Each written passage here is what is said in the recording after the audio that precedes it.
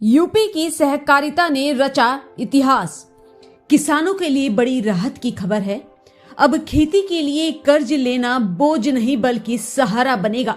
UP सरकार ने सहकारी ग्राम विकास बैंक से मिलने वाले किसानों को लोन की ब्याज दर लगभग आधी कर दी है। जो कर्ज पहले 11 से 12% तक मिलता था, अब वही सिर्फ 6% ब्याज दर पर उपलब्ध होगा। इस फैसले से लघु और सीमांत किसानों को सीधी राहत मिलेगी। खेती सस्ती होगी और किसान आत्मनिर्भर बनेंगे। 11.5% से घटकर 6% हुआ एलडीबी लोन।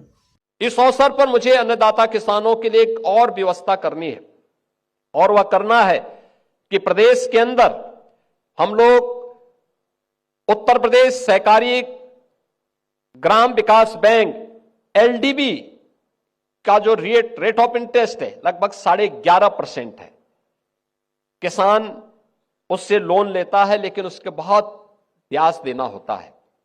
अब हम लोग इसको कम करने की दिशा में आगे बढ़ रहे हैं, और इसके लिए मैं चाहूंगा कि यह लोन अब किसान को 6% पर मिले।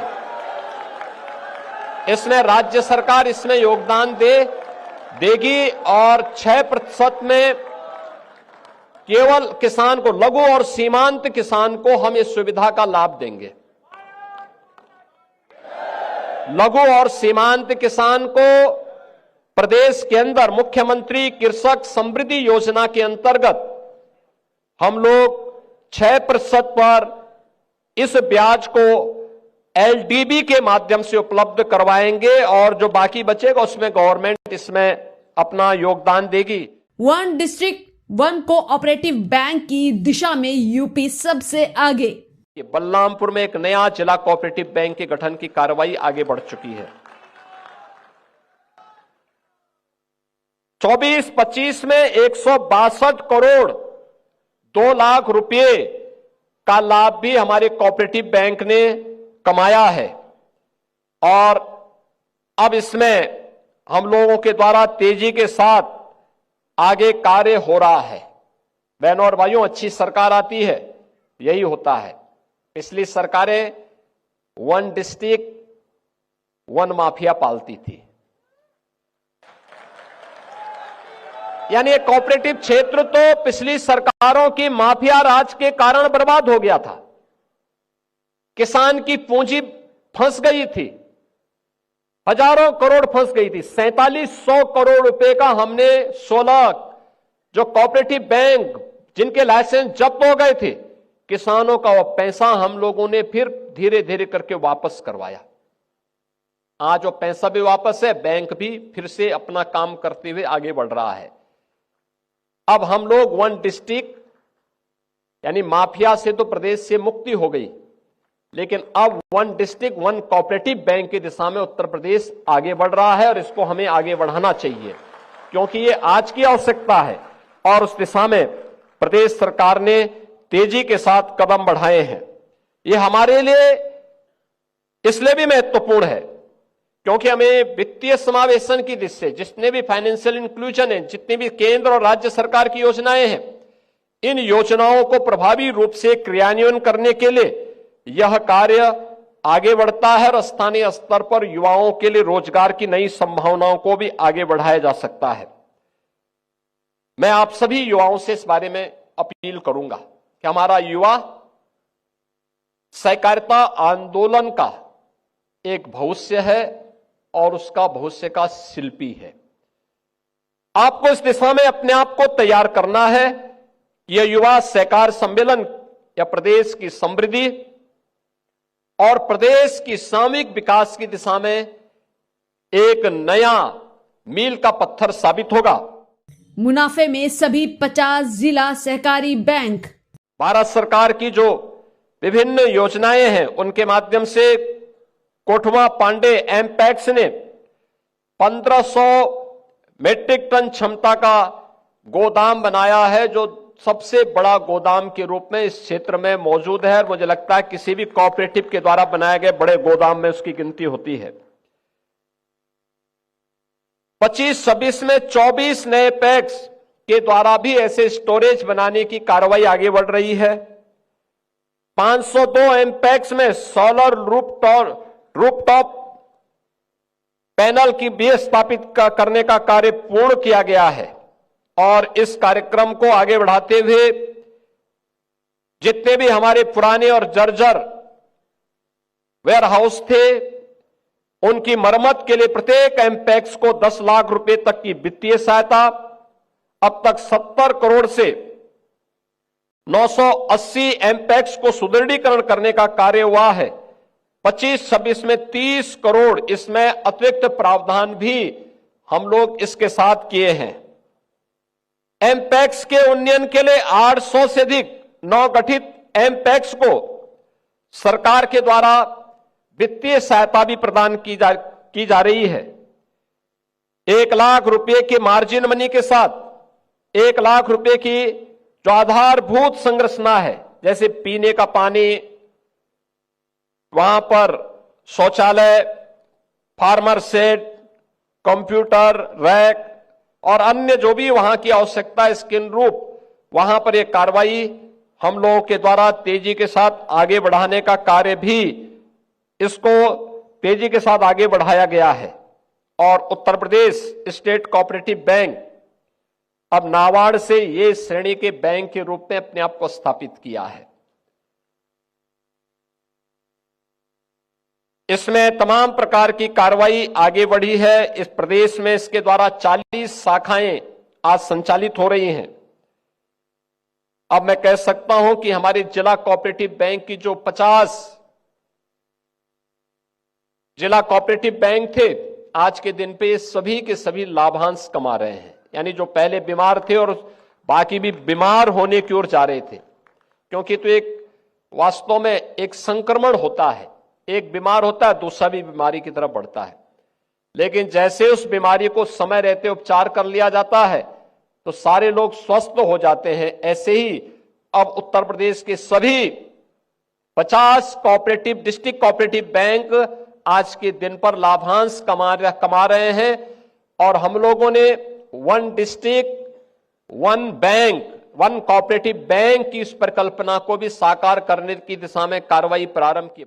एमपैक्स से खाद पेस्टिसाइड का आधा वितरण इसको भी हमने दिया है, जिसमें 6,760 एमपैक्स को उर्वरक व्यवसाय हेतु 10 लाख रुपए ब्याज मुक्त ऋण स्वीकृत किया गया है। इससे उर्वरक निरंतर आपूर्ति सुनिश्चित हुई है। और मेरा प्रदेश के अंदर जितनी भी हमारी, देखो एक अवसर होता है, हम लोगों ने प्रयास किया है कि जितना भी प्रदेश के अंदर फर्टिलाइजर, केमिकल और पेस्टिसाइड का वितरण होता है, इसमें से कम आधा तो कोऑपरेटिव से जुड़े हुए एमपैक्स के माध्यम से, साधन सहकारी समितियों के माध्यम से वितरित हो। लेकिन इसके लिए आपको अपने लोगों को, अपनी मैन पावर को वहां पूरा करना पड़ेगा। प्रत्येक इसमें अगर आप ये व्यवस्था सुनिश्चित करेंगे तो अन्नदाता किसान आपके साथ जुड़ेगा, आपकी सदस्य संख्या बढ़ेगी, आम अन्नदाता किसान का विश्वास इसमें आपको सुदृढ़ होगा और आपके शेयर को बढ़ाने में, आपके लाभांश को बढ़ाने में भी इससे मदद मिलेगी।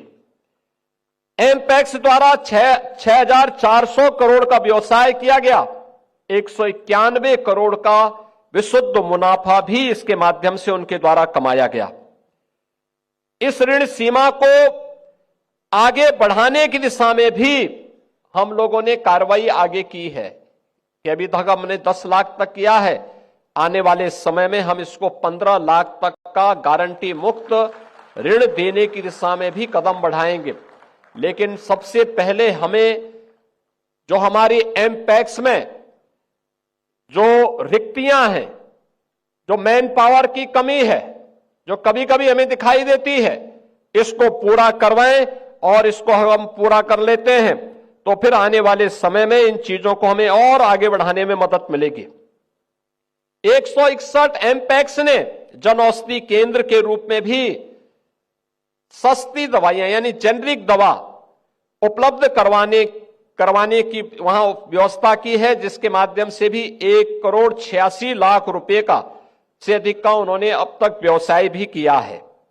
इसके साथ ही प्रदेश के अंदर भंडारण, ऊर्जा और इंफ्रास्ट्रक्चर के लिए भी कोऑपरेटिव क्षेत्र में व्यापक परिवर्तन हम सबको देखने को मिला है।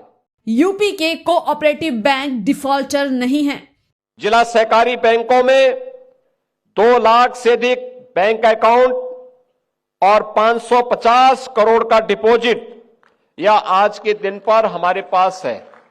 याद करिए, 2017 के पहले हमारे डिस्ट्रिक्ट कोऑपरेटिव बैंक की स्थिति क्या थी। 16 बैंक ऐसे थे जो 16 बैंक डिफॉल्टर घोषित हो चुके थे। रिजर्व बैंक ने उनके लाइसेंस जब्त कर लिए थे। लेकिन अब उत्तर प्रदेश के कोऑपरेटिव बैंक डिफॉल्टर नहीं है। अब ये बैंक बीमार नहीं है, बल्कि स्वयं तो स्वस्थ है ही, बल्कि कोऑपरेटिव से जुड़े हुए अपने सभी सदस्यों को, हर किसान की समृद्धि में भी अपना योगदान दे रहे हैं। और अभी आपने देखा होगा, शासन की योजनाओं को भी प्रभावी ढंग से आगे बढ़ाने में युवा उद्यमी स्कीम को कैसे आगे बढ़ाया जाना है, अभी इसके माध्यम से भी आपने देखा होगा कैसे ये कार्य हो रहा है। सहकारिता बनी आत्मनिर्भरता की गारंटी। सहकार से समृद्धि, ये प्रधानमंत्री जी का विजन है। और प्रधानमंत्री जी के इस विजन के अनुरूप समाज की सहभागिता के माध्यम से समृद्धि के नए सोपान को स्थापित करने के लिए प्रधानमंत्री मोदी जी ने देशवासियों को पहली बार केंद्र सरकार ने अपना सहकारिता का एक नया मंत्रालय गठित किया।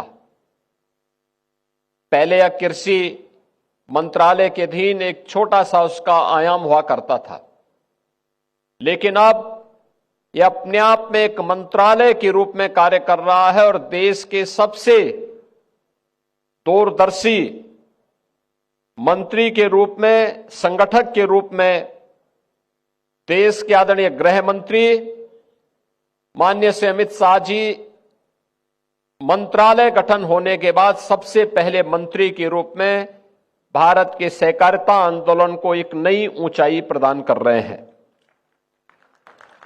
संयुक्त राष्ट्र संघ ने भी वर्ष 2025 को अंतर्राष्ट्रीय सहकारिता वर्ष घोषित किया है और आदरणीय प्रधानमंत्री जी की प्रेरणा से हम लोगों ने सहकारिता के सुदृढ़ीकरण की दिशा में बहुत सारे कदम उठाए हैं, क्योंकि सहकारिता ये आपसी विश्वास, सामाजिक समता और आत्मनिर्भरता की गारंटी भी है। राष्ट्रीय सहकारिता नीति 2025, जिसे आदरणीय प्रधानमंत्री जी ने सहकार से समृद्धि के माध्यम से 2047 तक भारत को एक विकसित राष्ट्र के रूप में स्थापित करना है, यह प्रत्येक भारतवासी के सामने एक लक्ष्य दिया है। और दुनिया की 1/4 सहकारी समितियां भारत में, जिनमें 8,44,000 प्लस समितियां हैं, 30 करोड़ से अधिक सदस्य, यह इस पूरी अभियान में एक सामूहिक शक्ति के रूप में अपना योगदान देने के लिए तत्पर है। अगला स्टेशन आपकी मनचाही मंजिल खुशहाली है। खुशहाली के दरवाजे चारों ओर से खुले रहेंगे। किसान इंडिया के साथ यात्रा करने के लिए आपका धन्यवाद।